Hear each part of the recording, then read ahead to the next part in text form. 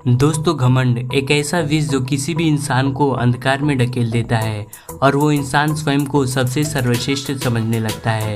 दोस्तों, कुछ ऐसा ही घमंड था इंग्लैंड को, जब भारत ने दिखा दिया कि हम सिर्फ लड़ ही नहीं सकते बल्कि मैच जिताकर विरोधी टीम का घमंड भी तोड़ सकते हैं। दोस्तों, इस वीडियो में हम देखेंगे कि भारत ने एक हारा हुआ मैच इंग्लैंड से कैसे छीना और ऐसा क्या हुआ था कि दादा ने इस भरे हुए स्टेडियम में अपना टी शर्ट ही उतार दिया। ये दोनों कहानी जानने के लिए बने रहिए वीडियो के अंत तक। 13 जुलाई 2002 नेटवेज सीरीज का फाइनल मुकाबला, जब इंडिया और इंग्लैंड एक दूसरे के सामने थी और लंदन के लॉर्ड्स का मैदान बिल्कुल खचाखच भरा हुआ था। दोनों टीमों के बीच टॉस हुआ और इंग्लैंड ने टॉस जीतकर पहले बल्लेबाजी करने का फैसला किया। इंग्लैंड की ओर से मार्कस ट्रेस्कोथिक और निक नाइट ओपन करने आए। 50 ओवर की दृष्टि से इंग्लैंड की शुरुआत काफी अच्छी हुई और बल्लेबाज चौके लगाए जा रहे थे, लेकिन 8वें ओवर की तीसरी गेंद बारूद की तरह निक नाइट का विकेट उखाड़ दी और जाहिर खान ने भारत को पहली सफलता दिलाई। अब आप सोच रहे होंगे यहाँ से इंडिया की जर्नी काफी आसान हुई होगी, लेकिन दोस्तों ऐसा कुछ नहीं था। तीसरे विकेट के लिए आए नसीर हुसैन, जो शायद इंडियन बॉलर का हर एक तोड़ जानते थे।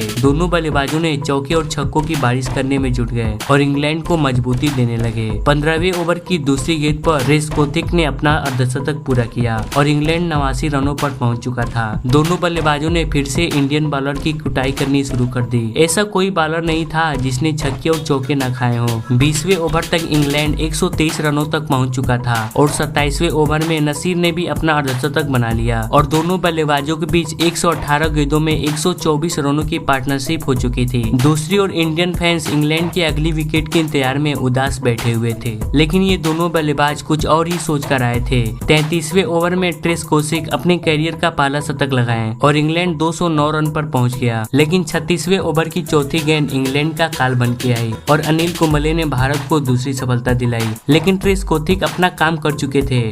अभी भी इंडिया की चिंता समाप्त नहीं हुई थी, क्योंकि नसीर क्रीज पर जमे हुए थे और दूसरी और तीसरे नंबर पर आए फ्लिंटॉफ, जो इंग्लैंड की गति और ज्यादा बढ़ाने में जुट गए। और हो भी क्यों ना, इंग्लैंड के पास 8 विकेट जो बचे हुए थे। दूसरी ओर 46वें ओवर की तीसरी गेंद पर नासिर ने भी अपनी पहली सेंचुरी पूरी कर ली। दोस्तों, ये मैच इंग्लैंड के लिए एक ऐसा पल था जब दो इंग्लैंडियन बल्लेबाज अपना पहला सेंचुरी पूरा किए थे। अब इंग्लैंड 300 रन का आंकड़ा भी पार कर चुका था, लेकिन इसके अगले 2 ओवर्स में पहले फ्लिंटॉफ और अगले ओवर में नसीर हुसैन बोल्ड आउट हो गए। अब केवल 2 ओवर्स का खेल बचा हुआ था, जिसमें इंग्लैंड ने 1 विकेट खोकर 13 रन बनाए और इंग्लैंड का कुल टोटल 5 विकेट के नुकसान पर 325 रनों पर समाप्त हुआ। एक तरफ 326 रनों का लक्ष्य उस समय वनडे के लिहाज से काफी विशाल था, तो दूसरी ओर डेरेन गफ, एंड्रयू फ्लिंटॉफ और एलेक्स टूडर जैसे तेज गेंदबाजों के आगे भारतीय बल्लेबाजों को यह लक्ष्य असंभव सा लग रहा था, लेकिन बल्लेबाजी तो करनी ही थी। भारत की ओर से वीरेंद्र सहवाग और सौरभ गांगुली 336 रनों का पीछा करने के लिए मैदान में उतरे। भारत की शुरुआत तो थोड़ी सहमी सी हुई, लेकिन गांगुली के चौके ने फैंस के अंदर थोड़ी सी जान सी डाल दी। चौथे ओवर से दोनों बल्लेबाज अंग्रेजी बॉलर्स की धुनाई करने लगे। एक तरफ गांगुली चौके लगा रहे थे तो दूसरी तरफ वीरेंद्र सहवाग। 10वें ओवर की चौथी गेंद पर गांगुली ने एक जोरदार छक्का लगाया और भारत 10वें ओवर में 66 रनों पर पहुंच गया। 12वें ओवर की तीसरी गेंद पर दादा ने एक और चौका लगाया और मात्र 35 गेंदों में अपना अर्धशतक पूरा कर लिया। सहवाग भी कहाँ कम थे, उन्होंने चौके में डील करना शुरू कर दिया और भारत 13वें ओवर तक 100 रनों का आंकड़ा भी छू लिया। अब ऐसा लग रहा था कि भारत आसानी से मैच जीत जाएगा, लेकिन अभी इंग्लैंड का तूफान आना बाकी था। 15वें ओवर की दूसरी गेंद पर दादा 60 रन बनाकर एलेक्स टूडर का शिकार बन गए। इस विकेट ने भारत को पूरी तरह से तोड़ दिया और 16वें ओवर की 5वीं गेंद पर सहवाग भी 45 रन बनाकर बोल्ड आउट हो गए। दोनों ओपनर लौट चुके थे और क्रीज पर दिनेश मोंगिया और सचिन तेंदुलकर 2 नए बल्लेबाज थे। दिनेश मोंगिया ने निराश किया और 19वें ओवर में कैच आउट हो गए।